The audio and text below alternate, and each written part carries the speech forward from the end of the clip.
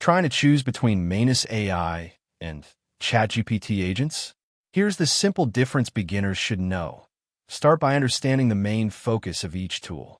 ChatGPT agents are better for conversations, writing, brainstorming, coding help, and everyday productivity. Manus AI focuses more on autonomous workflows, meaning it can complete larger multi-step tasks with less supervision. Next, compare how they work. ChatGPT agents usually guide you step by step and respond interactively during the workflow.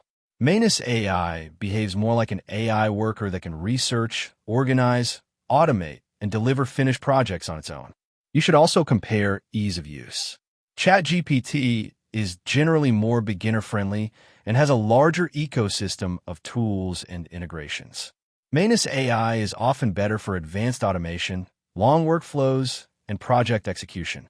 Finally, test both with the same task. Try creating content, researching a topic, or automating a workflow and compare which one saves more time and needs less manual work.